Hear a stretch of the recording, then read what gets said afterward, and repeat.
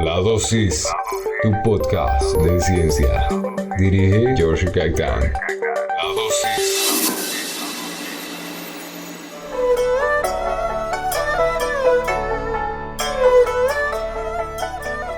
Y hoy le toca el turno a una planta que tiene más de 5000 años de tradición. Estamos hablando del té y de su alcaloide, la teofilina.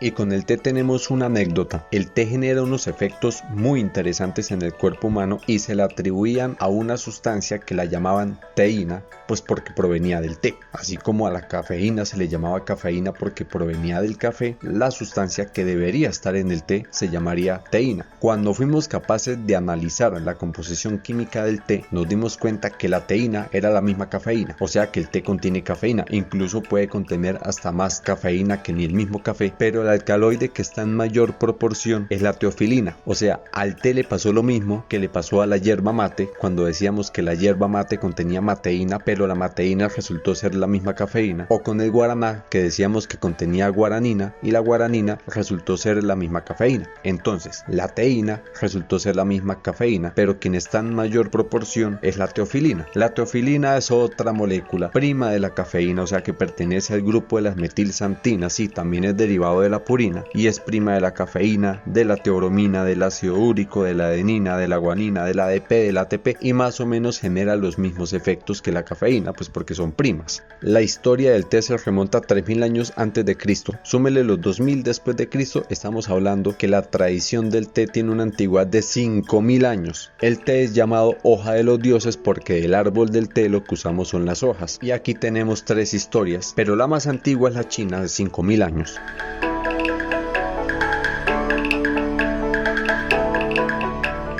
Cuando Shen Mong, el emperador chino de ese entonces, que se encontraba sentado debajo de un árbol de té, pues él no sabía que era árbol de té, era un árbol grande, y se encontraba en compañía de varias personas de su corte, tenían un cuenco, o sea un cuenco es una vasija, y la tenían sobre el fuego para calentar el agua. Sobre ese cuenco algún día cayó una hoja, y esa hoja dejó su infusión en el cuenco, cambió la coloración del agua, y cuando se la tomaron sintieron un efecto, y entonces el emperador Shen Mong dijo, esto me lo tienen que preparar todos los días, y de hecho ordenó que le prepararan la infusión de ese árbol de ahí en adelante todos los días, y ahí nació la tradición del té. Pero entonces en la cultura china no es en la única parte donde tenemos una leyenda en torno al té, también la tenemos en India, solamente que en India está 500 años después de Cristo, o sea la historia china le lleva 3500 años de ventaja, y dice la leyenda que el fakir Dharma hizo un voto, o sea una promesa, durar 7 años sin dormir. Entonces él acampó debajo de un árbol y allá inició su meditación, solamente que después de 5 años de estar meditando, la energía y el cuerpo no le dio para más y él sintió que no iba a ser capaz de cumplir con su voto. En ese momento consumió las hojas del árbol debajo del cual estaba acampando y coincidencialmente era un árbol de té, y al masticar esas hojas el cuerpo sintió que se revitalizaba, que le volvían las energías y logró cumplir con su voto de 7 años continuos de meditación sin dormir. Y algo similar nos dice la leyenda en el Japón. Entonces en el Japón tenemos un penitente, Bodhidharma, que también prometió durar 7 años continuos meditando sin dormir, solamente que Bodhidharma sí se quedó dormido, y cuando despertó de su sueño se puso tan enfadado que se cortó los párpados y los tiró al piso, y cuando los párpados cayeron al piso echaron raíces y empezó a crecer un árbol. Él preparó la infusión con las hojas de ese árbol y se dio cuenta que podía seguir con su voto durante los 7 años de meditación, y la historia se difundió y muchas personas llegaron a beber la infusión de las hojas de ese árbol. De hecho, en la escritura japonesa el carácter que se utiliza para escribir párpados es el mismo carácter que se utiliza para escribir té.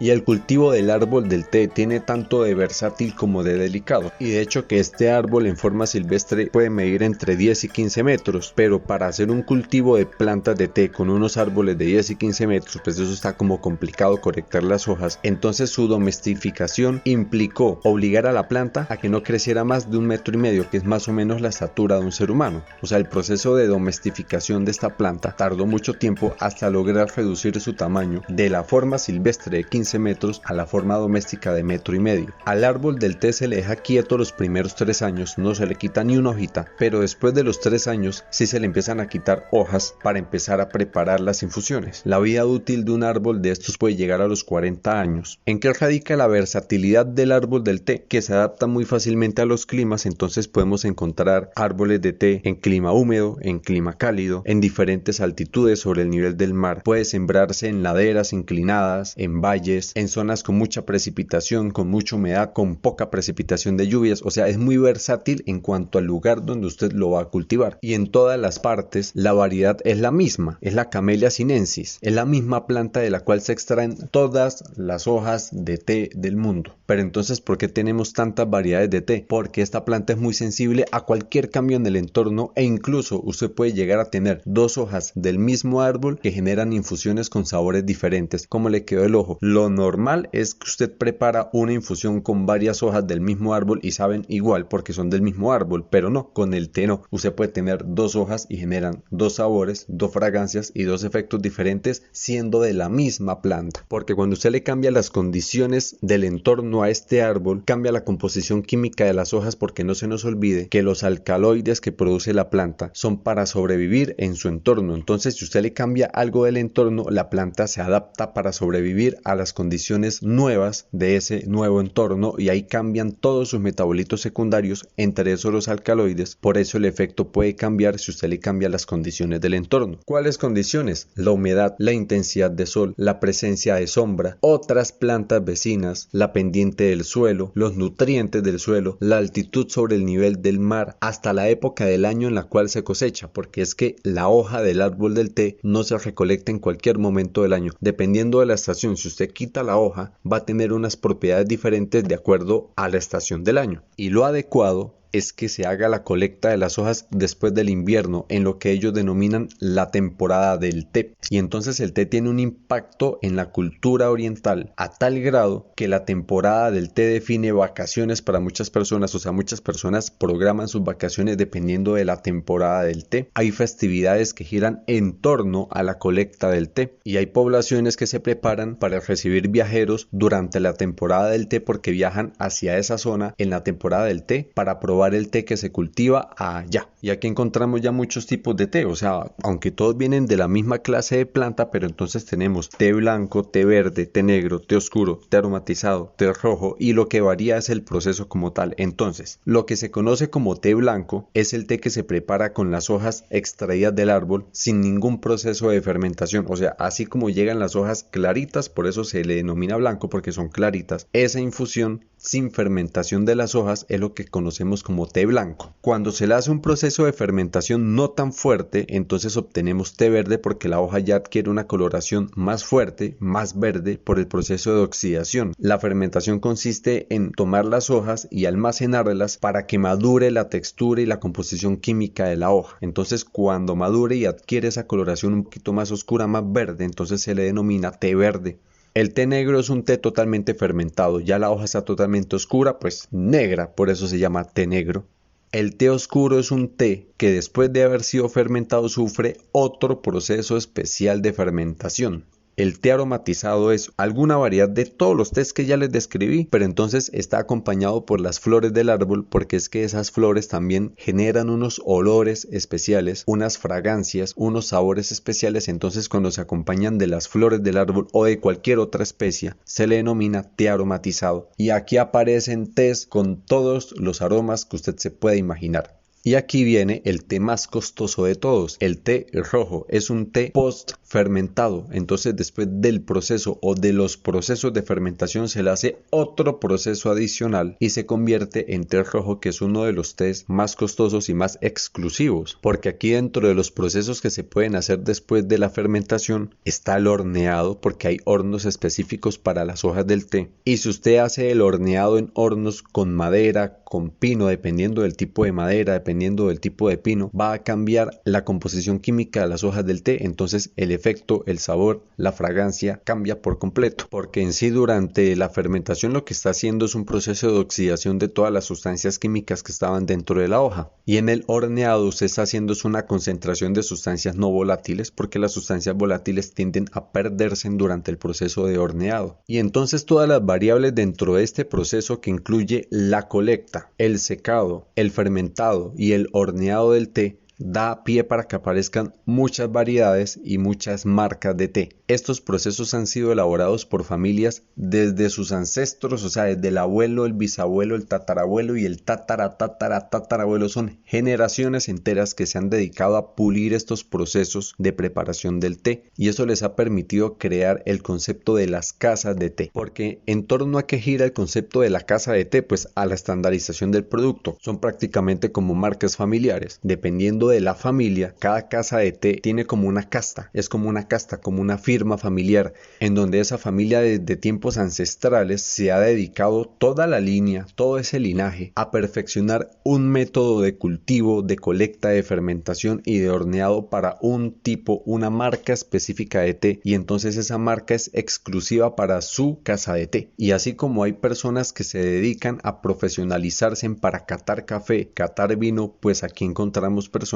que catan el té y son los que definen si la colecta de ese año cumple con los estándares de la marca, de la casta familiar, de la casa de té. Y es tan importante el té en las culturas orientales porque es que lleva 5000 años en su cultura, que incluso tienen un libro sagrado para el té. El Cha Hing es el libro sagrado del té, y encontramos menciones de las infusiones de té en muchos libros de medicina oriental porque tiene muchos efectos casi que inmediatos sobre el cuerpo humano. Y entonces aquí actúa la teofilina, pero también las otras sustancias que puede tener el té, como por ejemplo los polifenoles. Y entonces la teofilina como tal sirve como un vasodilatador cerebral. Eso ayuda a disminuir la migraña, el dolor de cabeza, la cefalea, incluso hasta la hipertensión, porque es que cuando usted siente dolor de cabeza o tiene hipertensión, significa que está circulando la sangre por todos sus vasos sanguíneos con mucha presión. Cuando usted logra dilatar esos vasos sanguíneos, el fluido sanguíneo puede circular con mayor velocidad sin tanta presión, entonces disminuye la presión y disminuye el dolor que genera esa presión. Como permite que fluya la sangre hacia el cerebro, la sangre oxigenada, entonces puede espantar el sueño, porque aparte de eso revitaliza el cuerpo, le da energía, apaga la sed, y como tiene polifenoles sirve como antiinflamatorio, o sea, disminuye las inflamaciones del cuerpo, disminuye los niveles de colesterol y sirve para tratar problemas de la digestión, o sea, de indigestión. Y en el caso del té verde, que es el tipo de té en donde se concentra la mayor cantidad de antioxidantes, se ha demostrado que puede llegar a prevenir varios tipos de cáncer. Y aparte de eso, que una taza de té verde antes de dormir acelera el metabolismo hasta en un 10%, lo que significa que usted mientras que está durmiendo va quemando calorías. Entonces estos dos efectos de lucha contra el cáncer y quema calórica se le atribuyen al té verde, pero porque es el tipo de té que tiene la concentración más alta de antioxidantes.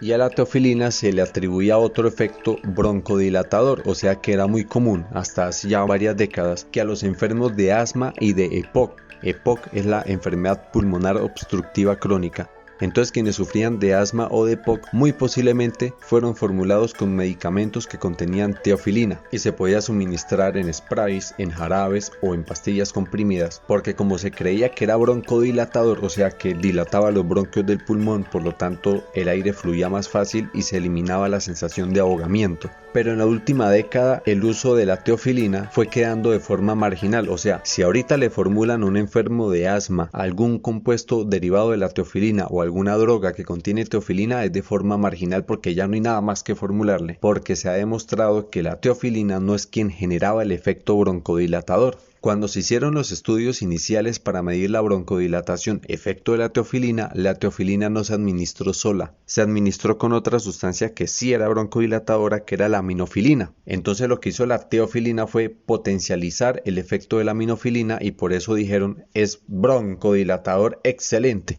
Pues ¿cómo les parece que la minofilina es tóxica? O sea, los niveles de toxicidad de esta otra xantina, que también es de las metidexantinas, la minofilina, el nivel de toxicidad es muy alto, entonces una pequeña cantidad puede generar toxicidad en el cuerpo y esa toxicidad puede inducir a una arritmia cardíaca. Y en sí lo que hacía la teofilina no era dilatar los bronquios, era con el tiempo ir fortaleciendo el músculo del diafragma. Entonces si el músculo del diafragma era más fuerte, pues podía respirar con más fuerza y así entrar el aire con mayor presión a los pulmones.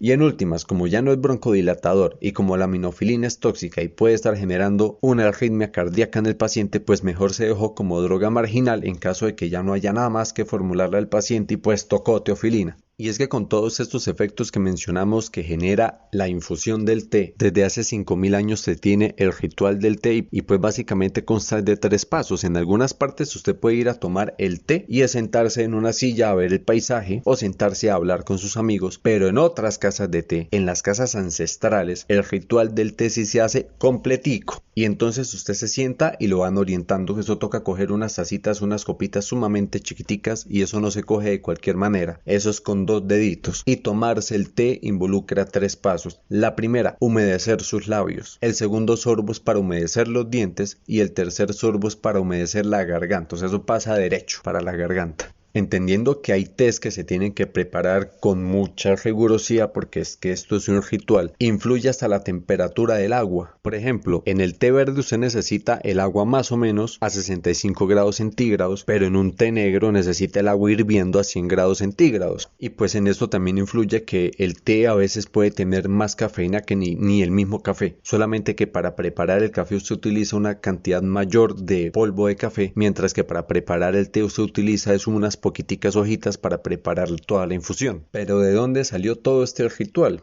Y es que resulta y pasa que al té se le da una connotación divina, porque es que los monjes budistas se ponían en la tarea de hacer meditación durante muchos días. O sea, los periodos de meditación de los monjes budistas se pueden extender durante varios días y usted necesita tener la mente despierta, concentrada en su meditación, y la posición corporal es la misma todo el tiempo. Entonces eso genera fatiga mental y fatiga física, porque eso involucra varios días sin dormir, con la posición constante del cuerpo para la meditación y concentrado y con la mente abierta en la meditación. Y adivine quién les espantaba el sueño, quién les relajaba el cuerpo para poder conservar esa posición todo el tiempo y quién les despejaba la mente, pues el té. Por eso ellos lo consideraban como la planta que le dejaron los dioses para que pudieran hacer su meditación y comunicarse con los dioses. Por eso era la hoja de los dioses. Y el té llega a Europa en el siglo XVII y hacía parte de uno de los grandes secretos de la China, así como la seda, pues el té y la porcelana esmaltada eran grandes secretos de la China. Y en Europa estaban sumamente intrigados de dónde sale la hoja del té, cómo se prepara la hoja del té, de dónde viene. Y cuando llega a Europa, como todas las cosas nuevas, gana enemigos. Entonces en Europa el té tenía básicamente 3 enemigos. Primero que todo, el clero, pues porque ellos decían que el té, esa planta, con los efectos que produce, que viene de un país que es no creyente, no cristiano, eso da muy mala espina, eso es demoníaco, eso es satánico, porque viene de un país impuro. Entonces el té es impuro. Entonces el primer enemigo era el clero. Segundo, el gremio de los cerveceros, porque es que en Europa se consumía más cerveza que ni agua. O sea, tomar agua era peligroso, eso era un mal de estómago fijo, una enfermedad. Entonces todas las comidas acompañaban era con cerveza, porque había variedad de cerveza para lo que usted quiera, desde a las que no tienen casi alcohol a las que son casi todo alcohol. Es que hay mucha variedad de cervezas de todos los colores, de todos los sabores. Vaya y mire la variedad de cervezas en Alemania, en Inglaterra. O sea, casi todas las bebidas eran cerveza. Entonces casi todas las comidas se acompañaban con cerveza porque era más seguro consumir cerveza que agua. Entonces que llegue una bebida con todos esos efectos, eso es competencia para los cerveceros. Entonces el gremio de los cerveceros se declaró en oposición al consumo de la bebida del té. Y ni hablemos de las farmacias. Los farmacéutas vivían de vender medicamentos para curar enfermedades y muchas veces era tenga la pastilla y venga mañana a ver cómo siguió. Pero con el té tenemos una infusión que empieza a generar efectos de forma casi inmediata y que lograra manejar enfermedades o padecimientos como los dolores de cabeza, inflamaciones, malestar estomacal, etc. Pues eso era una amenaza contra el negocio de los farmacéutas. ¿Y qué hicieron? Ponerle impuestos. Entonces el té se convirtió convirtió en un producto caro por la cantidad de impuestos que tenía y aparte de eso porque China no se lo vendía barato, porque tenía el monopolio comercial. ¿Quién más producía té? Pues China. Entonces, como es el único proveedor, ponía el precio que quería. Más los impuestos en los países europeos, el té era un producto costoso, por lo tanto lo consumían las personas de la alta sociedad. Por eso el consumo del té, la tradición del té en Europa se le asocia a las buenas costumbres porque es de la alta sociedad. Por eso tenemos el dicho de tacita de té, porque el concepto de la tacita de té es algo sumamente estilizado, elegante, elaborado con incrustaciones, decorados. Hasta fabricaron tazas de té con bigotera, que era como una especie de domo, o sea, como prácticamente el techo de la gradería de un estadio, para que las personas con bigote no se mojaran el bigote cuando tomaban el té. Y pues estas personas de la alta sociedad, sumamente intrigados por el origen del té, empezaron a pensar una estrategia para poder adquirir el té sin necesidad de comparárselo a China. Y a finales del siglo XIX, eso fue lo que ayudó a desatar los episodios que conocimos como las guerras del opio. Y entonces, ¿en qué consistieron las guerras del opio? Eso fue una avionada, o sea, hay mentes dañadas, malvadas, perversas y las que se cranearon esto. Imagínense que los ingleses empezaron a introducir opio de contrabando a China, y el opio era muy comercial, no era una sustancia prohibida en ese momento, pero por la adicción que generaba, volvía a la población drogadicta. Entonces, si usted como comerciante inglés quería comprar té en China, llegaba con moneda extranjera a China, o sea, con la moneda de Inglaterra, pero llegaba a China, era moneda extranjera. Entonces los chinos le vendían a usted el té más costoso y con muchos más impuestos porque era con moneda extranjera. O sea, ellos ya sabían que se iba a ir para otro lado el té, entonces toca venderlo caro, eso sobre costos. ¿Qué hicieron los ingleses? Introdujeron opio de contrabando para vendérselo a la población china y así obtener moneda china. Después iban al vendedor de té con la moneda china y compraban el té con moneda china, entonces se lo vendían a precio local, o sea más barato, y se llevaban el té más barato. Cuando los gobernantes chinos se dieron cuenta de esta avionada comercial, empezaron los problemas en los puertos. Y por último, la declaratoria de guerra. De hecho, fueron dos guerras del opio. En la primera fue solamente el imperio inglés contra el imperio chino y en la segunda ya se le unió Francia a Inglaterra porque también tenía sus intereses ahí. Y es que la estrategia estaba completica. Si usted introduce opio de contrabando, está volviendo adicta a la población y por el grado de adicción que genera este opio, eso es una clientela fija. Y aparte de eso, cuando inicia la guerra del opio, es muy difícil sostener un enfrentamiento bélico cuando la mitad de su ejército es dependiente del opio. La adicción al opio acaba físicamente, acaba mentalmente y pone en desventaja al ejército chino. Ambas guerras las perdió China y esto tuvo unas implicaciones que todavía hoy las estamos viendo. Lo primero es que China perdió el monopolio del té porque los ingleses se llevaron las plantas del té para India y en India colocaron sus propias plantaciones de té. Bueno, ¿y por qué en India? Pues porque India era una colonia inglesa. A China le tocó abrir el comercio en varios puertos y le tocó cederle terrenos a la corona inglesa, entre esos Hong Kong. Ahí perdió a Hong Kong. Y después de tener los cultivos en India, se empezó a masificar el consumo del té en Europa porque ya era un poco más económico. Y de Europa migró a Estados Unidos, pero tras de que el té llegaba costoso a Europa, ahora póngale usted un viaje en barco hasta Estados Unidos, pues llega más caro. Y por esos aranceles y por esos precios tan elevados que tenía el té en Estados Unidos, bueno, ¿por qué en Estados Unidos? Pues que Estados Unidos tiene influencia europea por donde usted lo mire, entonces traían consigo la costumbre de tomar el té, pero con los precios que estaba llegando el té a Estados Unidos, eso estaba muy elevado.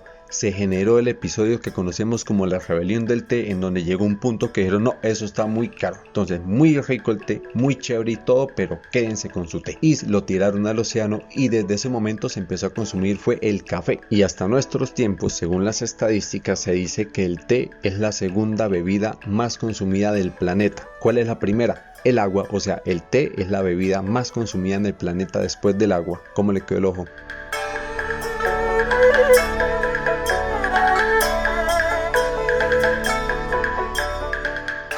Entonces, con todos los detalles del origen del té, desde la leyenda china hace 5000 años, la leyenda en India, la leyenda en el Japón, con todas las variables que pueden afectar el cultivo del árbol del té, como la humedad, la intensidad del sol, la altitud, la época del año en la que se cosechan las hojas, con la temporada del té, con todas las variedades de té que podemos encontrar, como el té blanco, el té verde, el té negro, el té oscuro, el té rojo, el té aromatizado, con todo el proceso de secado, fermentación, postfermentación, proceso el cual ha sido construido de generación en generación por las casas familiares que tienen las casas de té, y el concepto de casa de té que viene de tiempos ancestrales, tanto que el té tiene su propio libro sagrado y que aparecen relatos de las infusiones de té dentro de la medicina tradicional oriental, por todos los efectos que genera en el cuerpo humano a raíz de la vasodilatación cerebral, cómo apaga la sed, cómo espanta el sueño, cómo revitaliza el cuerpo, cómo por efecto de los polifenoles tiene efecto antiinflamatorio, disminuye el colesterol, sirve para tratar problemas de indigestión, su efecto para prevenir el cáncer, la quema de calorías, todo eso por la cantidad de antioxidantes que están concentrados en el té verde. El ritual del té, su llegada a Europa con todos los enemigos que despertó, las guerras del opio y su llegada a América. Con todos estos detalles terminamos el viaje por el mundo del té.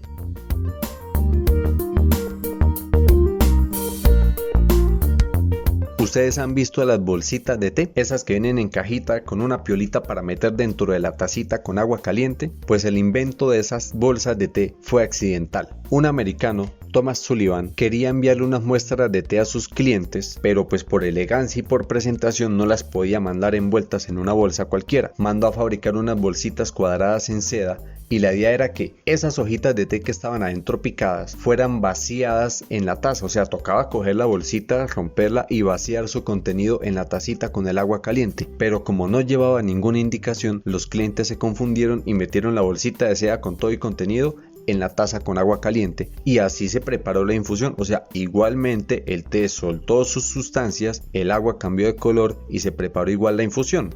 Y a los clientes les pareció un invento pero maravilloso, las dichosas bolsitas con el té picado adentro, y desde ese momento se empezó a usar la bolsita de té como la conocemos hoy.